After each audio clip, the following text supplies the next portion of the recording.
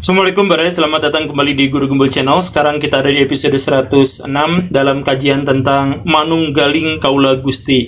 Sebuah tema yang sangat kontroversial dan dalam sejarah Islam ini sampai sebagian pihak mengatakan orang yang mengikuti aliran ini atau ajaran ini adalah sesat bahkan kafir. Ini memang tema yang sangat kontroversial. Bayangkan saja, mempelajari tasawuf saja untuk beberapa kalangan itu bisa bikin jadi gila atau dituduh gila. Belajar filsafat itu juga sama, apalagi kalau filsafat dan tasawuf disatukan. Dan salah satu produk dari penggabungan filsafat dengan tasawuf itu adalah gagasan tentang Manunggaling Kaula Gusti, atau ittihad, atau hulul, atau fana, atau wahdatul wujud, dan seterusnya. Nah, jadi di sini saya sampaikan kepada Baraya, kalau Baraya merasa siap, ayo kita nonton sama-sama. Tapi kalau Baraya tidak siap, saya tidak meremehkan kemampuan Baraya dalam menyerap informasi, tapi kalau Baraya merasa tidak siap, saya punya banyak video lain bisa ditonton. Ini spesial untuk yang siap. Kita akan membahas tasawuf, filsafat, sejarah disatuin sekaligus, dan akhirnya kita akan temukan bagaimana konsepsi tentang gagasan Manunggaling Kaula Gusti atau wahdatul wujud. Kita mulai.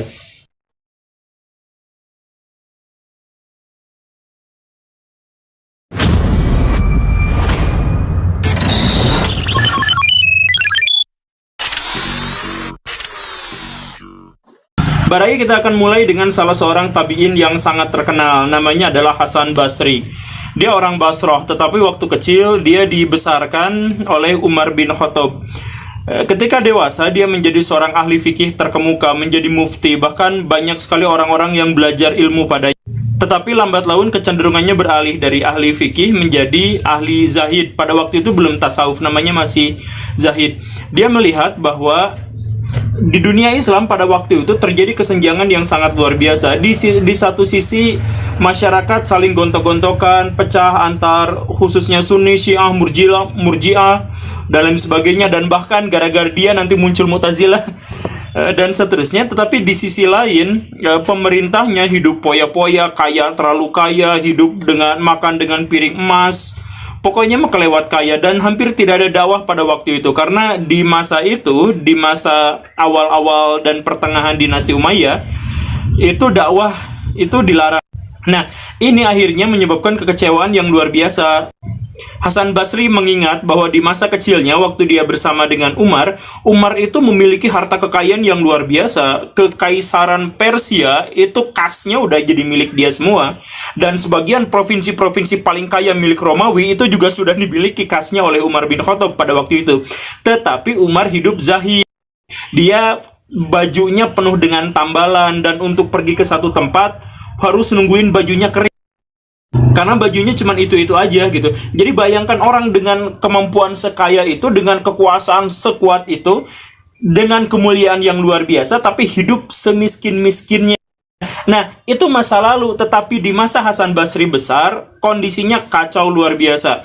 Peradaban Islam memang sangat jauh, sangat tinggi, sangat agung, mengalahkan bangsa-bangsa yang lain. Kekayaannya luar biasa, teknologinya luar biasa, tetapi mereka hidup dalam akhlak yang tidak lagi baik. Makanya Hasan Basri mulai berpikir, merenung, nangis lagi. Semakin lama semakin meninggalkan fikih, dan akhirnya dia benar-benar setiap fatwa, setiap apa yang diucapkan mengarah pada hal-hal yang sangat spiritual. Hasan Basri mungkin tidak banyak kita kenal, tapi kalau Baraya buka Al-Quran, nah itu kan Baraya bisa lihat ada nama-nama Allah yang 99 itu. Nah, itu yang menyusun pertama kalinya itu adalah Hasan Basri. Nama-nama Allah itu sudah tertera di dalam Al-Quran, tetapi siapa yang menyusunnya jadi sedemikian, itu beliau. Nah, setelah Hasan Basri wafat, gerakan tasawuf bergerak ke arah yang lebih radikal, ke arah yang lebih spiritual. Pembawanya itu adalah murid in absentia dari Hasan Basri, yaitu Rabi'ah al-Adawiyah. Seorang perempuan mantan budak, tetapi memiliki jiwa spiritual yang benar-benar pekat gitu. Dia bukan tokoh fikih, bukan tokoh ahli teologi dan seterusnya, tetapi syair-syairnya itu benar-benar menggugah masyarakat. Jadi misal dia bilang, Raka, saya pengen tahu apakah ada orang yang beribadah gara-gara takut neraka, atau ada orang yang melakukan sesuatu karena ingin sorga. Menurut dia itu adalah orang-orang yang salah dalam berakidah. Bagi dia, mau ada sorga mau tidak ada, maka yang penting kita berhikmat hanya untuk Tuhan. Jadi dia memperkenalkan gagasan bahwa segala sesuatu, motif untuk melakukan sesuatu itu bukan soal sorga, bukan soal neraka, tetapi soal Tuhan. Semakin kita dekat, semakin kita mencintai pada Tuhan, maka kita benar-benar akan kehilangan motif untuk melakukan hal lain selain kebaikan. Maka dia sampai mengatakan, saya sudah tidak memiliki lagi kebencian karena hati saya sudah dipenuhi oleh cinta ilahi, cinta terhadap Tuhan. Gagasan ini memukul telak orang-orang legalis Islam. Sampai sekarang sebagian ulama Islam itu marah-marah sama syair-syair Robiah Al-Adawiyah, katanya itu sombong apa dan sebagainya. Tetapi ini kalau disikapi dengan orang yang mengalami pengalaman spiritual, ini pasti adalah hal yang lumrah. Dan sejak Robiah Al-Adawiyah, akhirnya aliran tasawuf itu pecah jadi dua. Pada waktu itu, maaf ya, belum jadi tasawuf gitu, tapi anggaplah kita seragamkan saja namanya tasawuf. Nah, sejak Robiah Al-Adawiyah itu jadi pecah jadi dua. Tasawuf itu ada tasawuf bijak yang mulai dikumandangkan oleh Al-Muhasibi. Kemudian ada satu lagi, tasawuf gila atau tasawuf mabuk, yang pertama kali dipelopori oleh Abu Yazid Al-Bustami, atau biasa kita kenal dengan nama Bayazid.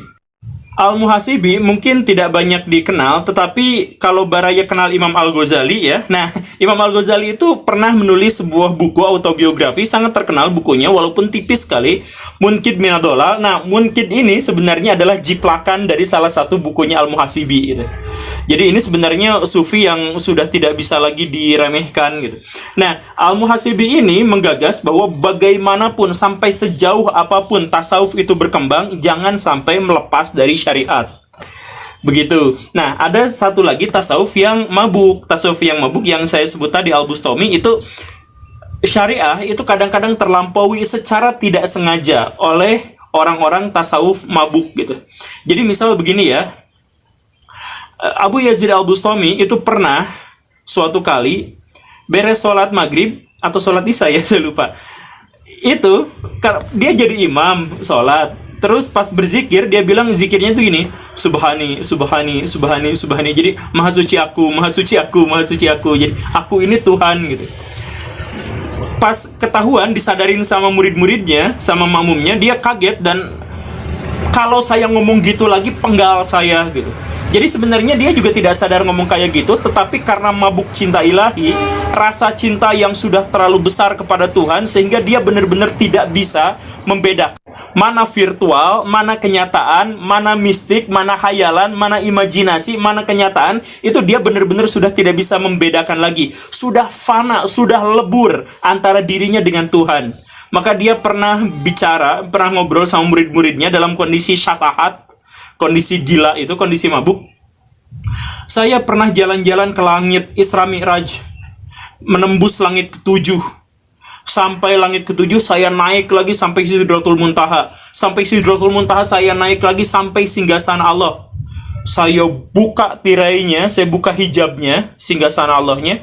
Ternyata singgasananya ada tapi Allahnya nggak ada, Tuhannya nggak ada. Dia celingukan nyari-nyari di mana Allah, di mana Allah. Akhirnya Abu Yazid duduk di singgasana itu. Setelah duduk dia baru sadar, oh ternyata sayalah Allah gitu. Ya, untuk sebagian besar orang ini akan dianggap sebagai penghujatan, penghinaan dan sebagainya. Tapi sekali lagi, ini adalah orang-orang yang mengalami secara pribadi pengalaman menyatu, dalam tanda kutip menyatu dengan Tuhan.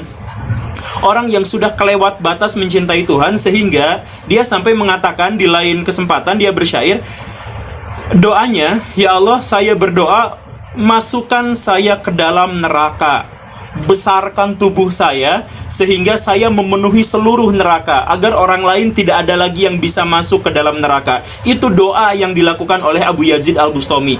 Dianggap gila, dianggap berlebihan, dianggap gulu, ya terserah orang mau bilang apa, tapi dia seperti itu. Dan kalau dia kondisi sadar, dia juga minta dipenggal kalau saya ngomong seperti itu gitu. Jadi orang-orang tasawuf gila adalah orang-orang yang benar-benar sudah tidak bisa mengendalikan dirinya ketika dia gila. Inilah juga pada akhirnya yang menjangkiti Syekh Siti Jenar nanti di Indonesia. Kita bahas. Tapi yang jelas begini Baraya, setelah Abu Yazid Al-Bustami melakukan hal-hal yang seperti itu, ada tokoh sufi terkenal lainnya, namanya adalah Al-Junaidi. Ini orang-orang NU pasti kenal ini karena dia adalah tokoh tasawuf paling dihormati di NU selain Al-Ghazali. Al-Junaidi ini tipe tasawuf tapi bijak, disebutnya tasawuf bijak. Jadi orangnya tuh kelewat kaya, sangat kaya, traktirin orang, bajunya mewah, bajunya bagus. Nggak mewah sih, bagus gitu bajunya ya. Penampilannya juga perlente, tapi dia tasawuf. Tasawuf. Jadi bagi dia, menurut dia, orang-orang yang tasawuf gila kayak Abu Yazid itu bukan sesat, bukan salah, tapi dia gagal untuk mengendalikan dirinya ketika dia benar-benar dekat dengan Tuhan. Ketika seseorang terlalu dekat dengan Tuhan, kekuatan pancaran Tuhan yang maha luar biasa itu akan menghancurkan kesadaran setiap orang yang terlalu dekat dengannya. Menurut Al-Junaidi, makanya orang itu harus melatih diri untuk kembali menjadi manusia. Jadi bukan hanya fana, bukan hanya lebur, tapi ayo kembalikan nilai-nilai ketuhanan itu ke dunia nyata gitu. Itu kata Al-Junaidi. Makanya Al-Junaidi ini salah satu sufi yang benar-benar dihormati. Salah satu sufi paling terkenal di dunia Islam itu adalah Ibnu Arabi. Itu udah levelnya udah gimana banget gitu Ibnu Arabi itu. Tapi Ibnu Arabi pernah mengaku bahwa satu-satunya kitab tasawuf yang tidak pernah bisa saya jangkau, tidak bisa saya pahami, itu adalah karya-karya Al-Junaidi. Jadi Al-Junaidi itu penulis hanya 2 atau 3 buku, tapi 2 atau 3 bukunya itu benar-benar tidak bisa dipahami kecuali oleh orang-orang yang paling mengerti gitu. Itu udah levelnya susah sekali gitu. Nah tapi Al-Junaidi sendiri kecolongan. Salah satu muridnya namanya Al-Halaj. Dia termasuk orang tasawuf, muridnya Al-Junaidi, tetapi dia jadi gila, sama seperti Al-Bustami. Dia kemana-mana teriak-teriak, ana al-haq, saya adalah kebenaran. Maksud saya adalah kebenaran, saya Tuhan yang maha benar gitu. Jadi dia udah bener-bener gila gitu. Dan jangan dikatakan juga dia melanggar syariat, dia itu sholatnya leket sekali gitu. Apa-apanya, puasanya semuanya leket, tapi akhirnya dia jadi gila seperti yang tadi itu. Yang paling sial dari semua kegilaan ini adalah munculnya Al-Farabi. Al-Farabi itu adalah seorang filosof, sama sekali bukan tasawuf pada waktu itu. Dia seorang filosof, tetapi dia penasaran dengan gagasan-gagasan orang-orang sufi ini. Makanya dia akhirnya malah menghasilkan sebuah gagasan yang dikenal kemudian namanya adalah itisol. Apa itu itisol? Jadi begini Baraya, kita runut dari latar belakang di filsafat Yunani dulu. Aristoteles mengatakan bahwa dunia ini disebabkan oleh sang penyebab pertama atau suprakausa atau kausa prima.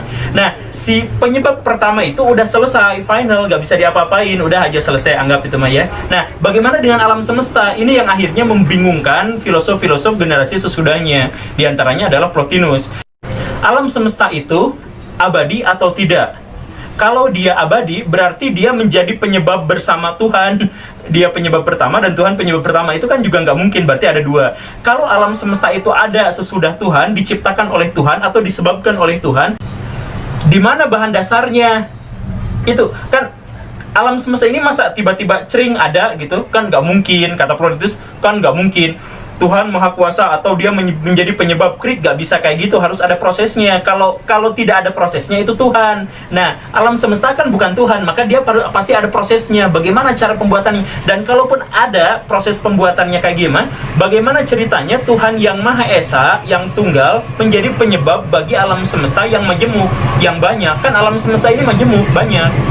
Dan dia bingung, sampai meninggal dia nggak kepikiran jawabannya. Nah, Al-Farabi ini menjelaskan jawabannya menurut Al-Farabi adalah emanasi. Prinsipnya adalah Tuhan menjadikan semesta jadi banyak dalam kondisi gradasi.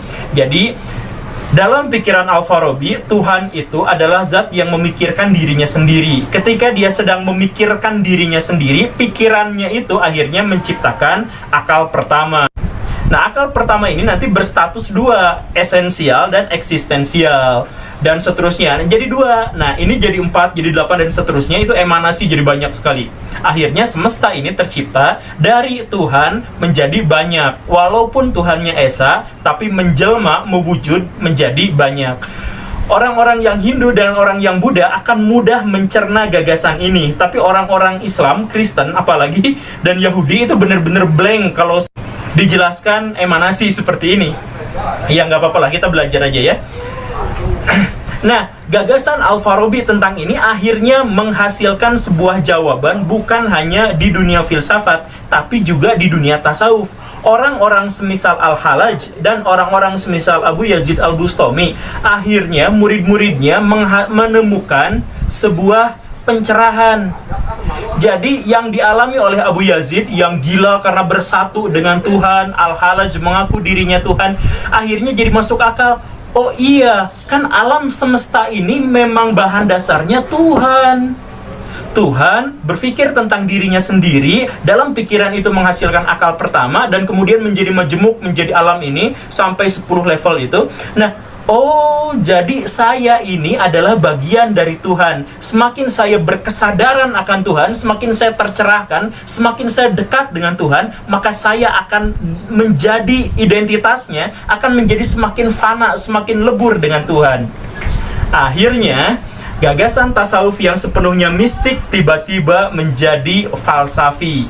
Maka sejak saat itu mulailah gagasan tasawuf filsafat disatukan. Al-Farabi meninggal, digantikan Ibnu Sina. Ibnu Sina berpikir, dia mengkritik banyak sekali gagasan-gagasan Al-Farabi, tetapi akhirnya dia bilang bahwa ini Al-Farabi salah ini. Kalau mau menjelaskan tentang Tuhan, gak bisa.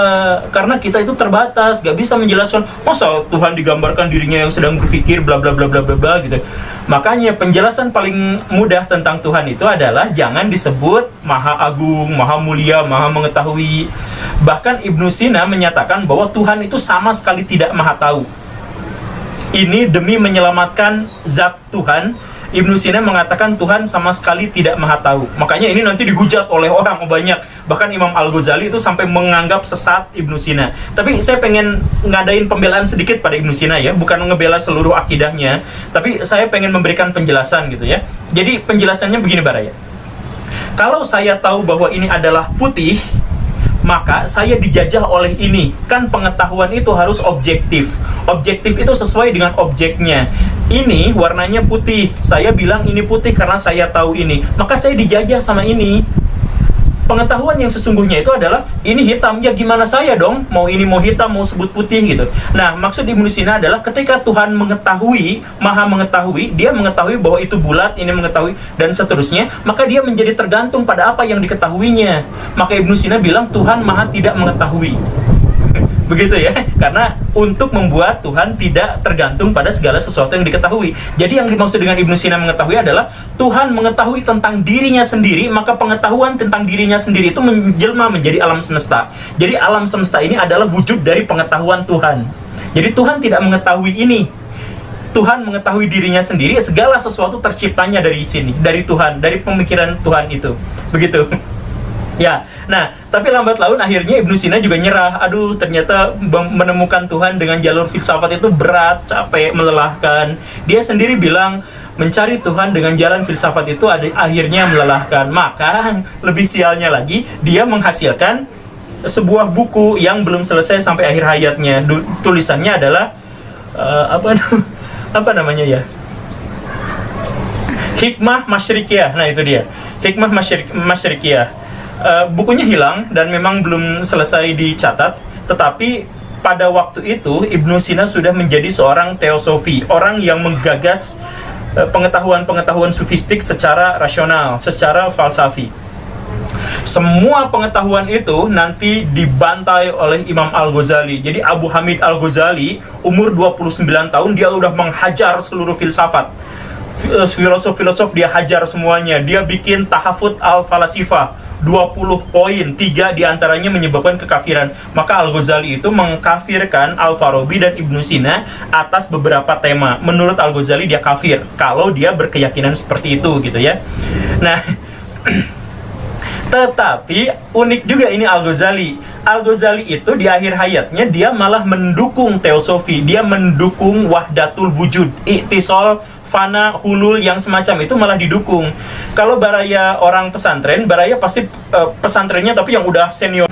pasti pernah baca buku yang judulnya Mishkatul Anwar, karya Imam Al-Ghazali. Itu bukunya tipis sekali, tapi ini bener-bener mind blowing gitu untuk orang-orang yang filsafat tasawuf. Ini bener-bener pecah semua gitu.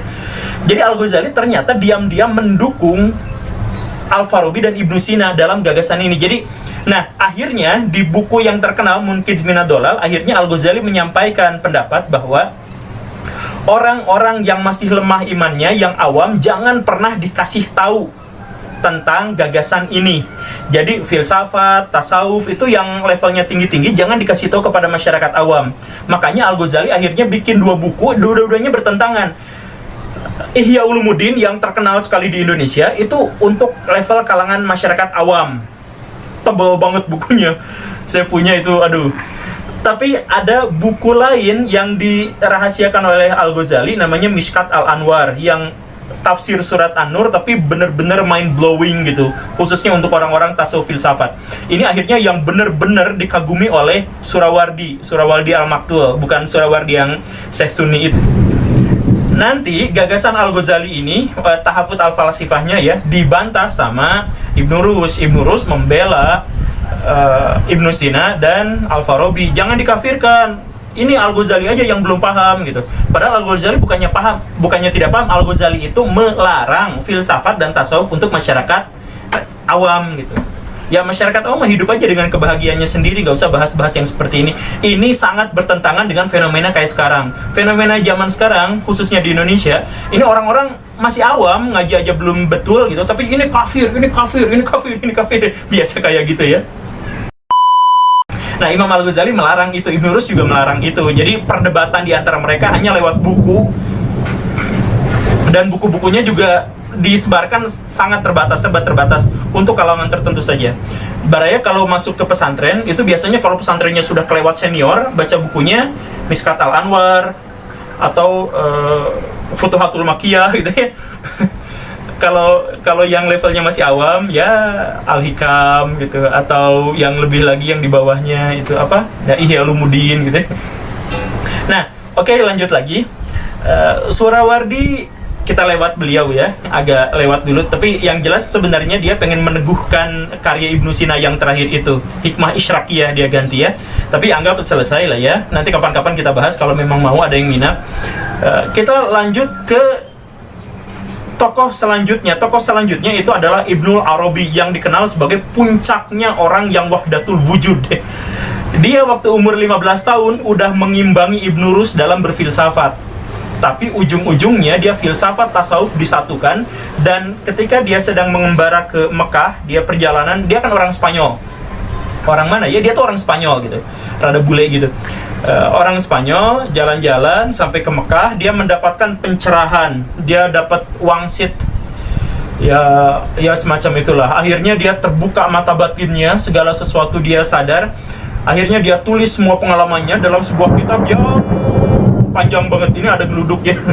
Hujan badai di sini. Hampir. Futuhatul Makkiyah yang tadi kita bahas. Nah, disinilah akhirnya wahdatul wujud, atau nanti di Indonesia diterjemahkan Manunggaling Kaula Gusti, itu benar-benar tersampaikan dengan sedetail-detailnya. Begini Baraya soal Ibnu Arabi ya. Ibnu Arabi itu membantah semua tentang wahdatul wujud, membantah semua tentang Manunggaling Kaula Gusti. Dia menjelaskan tetapi dengan cara membantah. Dia membantah bahwa Tuhan dan manusia itu bisa menyatu. Tidak mungkin bisa menyatu. Yang terjadi adalah Tuhan berpikir tentang dirinya sendiri, maka terciptalah alam semesta. Jadi ketika menerjemahkan asyhadu alla ilaha illallah, dalam pandangan Ibnu Arabi itu bukan tiada Tuhan selain Allah, tapi tidak ada segala sesuatu pun selain Allah. Berarti saya tidak ada HP, tidak ada ini buat alat ngerekam studio Baraya, ini semuanya tidak ada. Semuanya adalah palsu. Maka Ibnu Arabi menyebut bahwa hanya Tuhan yang maha wujud. Maka kan kita kenal wujud ki dan baqo muhalafat yang gitu ya. Nah, wujudnya itu sifat Tuhan, satu-satunya yang punya wujud itu Tuhan. Segala sesuatu ini tidak memiliki wujud. Kita ini tidak memiliki wujud. Lalu bagaimana kita ini bisa nampak gini? Ini hanya fenomena dari wujud Tuhan. Jadi bukan berarti manusia dan Tuhan menyatu, tetapi kita tidak pernah ada. Kita hanya meminjam eksistensi dan esensi kita ada gara-gara Tuhan menjadikan kita menjadi fenomena dirinya gitu. Maka nanti ada istilah tajalli. Tuhan yang merindukan dirinya bercermin. Ini susah sekali penjelasannya, tapi yang mudahnya gini ya. Tuhan bercermin, maka cerminannya adalah kita semua. Begitu, bukan kita adalah Tuhan, tapi segala sesuatu selain Tuhan tidak ada.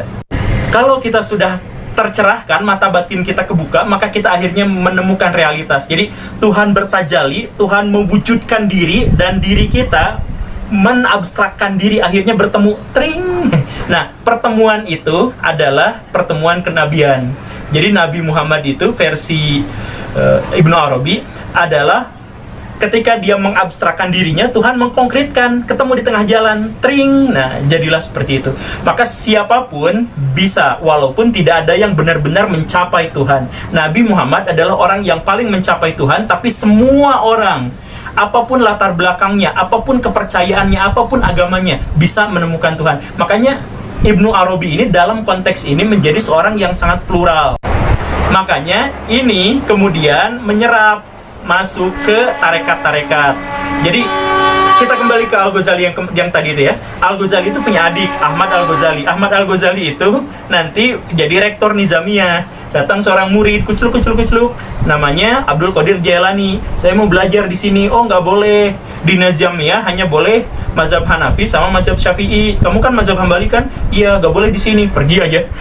Abdul Qadir Jailani nanti jadi sufi, dan akhirnya jadi sufi besar. Nah, jadi sufi besar menjadi pendiri tarekat. Tarekatnya diikuti oleh begitu banyak orang. Nah, tarekat-tarekat ini seperti yang saya bilang tadi, yang level dasarnya itu tasawuf yang biasa aja, yang level tingginya itu Mishkat Al-Anwar, terus gagasan-gagasan Ibnu Arabi itu masuk dalam tarekat-tarekat yang disebarkan oleh Abdul Qadir Jailani itu. Akhirnya masuk ke Indonesia dan sampailah kenalah kepada Syekh Siti Jenar. Syekh Siti Jenar itu langsung mengatakan bahwa mau saya ruku, mau saya sujud, saya adalah Allah. Ya, rada sengklek. Para wali yang lain itu bukan mengingkari pendapatnya, tapi itu jangan diomongin ke masyarakat awam. Masalah terbesarnya adalah Syekh Siti Jenar itu termasuk orang yang gila, yang tidak bisa mengendalikan. Yang tadi itu wali-wali yang lain bisa, jadi dia ngomong ini ke yang sudah cukup, ini ke orang yang tidak cukup. Syekh Siti Jenar itu gak sabar ke semua orang disampaikan, saya adalah Allah, saya adalah ini, dan seterusnya. Akhirnya Wali Songo memutuskan untuk memenggal dia, bukan karena dia sesat, tapi karena dia menyebarkan kesesatan. Bukan karena inti ajarannya adalah kafir, tetapi dia bisa menghasilkan orang-orang kafir karena orang yang tidak cukup kuat untuk belajar ini malah diajarin ini. Makanya saya ingatkan di awal tadi pas kita ngomong, kalau baraya tidak cukup kuat, jangan nonton yang ini, karena ini memang untuk yang ini bahasannya terlalu agak berat gitu. Cuman karena banyak yang request Syekh Siti Jenar, dan ini pun saya sampaikan Syekh Siti Jenarnya dari latar belakangnya, biar kita paham tentang bagaimana wahdatul wujud itu atau manunggaling kaula Gusti itu. Syekh Siti Jenar sendiri ya ajarannya sama, guru-gurunya itu sama dengan Wali Songo yang lain, dan dia tuh awalnya orang Persia, kemudian ke Cirebon. Tetapi saya pengen ngasih garis bawah ya. Kalau di Indonesia, catatan-catatan tentang tokoh-tokoh besar, siapapun itu, biasanya tidak lengkap, bahkan tidak ada. Syekh Siti Jenar itu catatan-catatannya bercampur antara mitos, legenda, dengan tradisi lokal, dan sebagainya. Jadi seluruh catatan tentang Syekh Siti Jenar itu adalah catatan yang meragukan.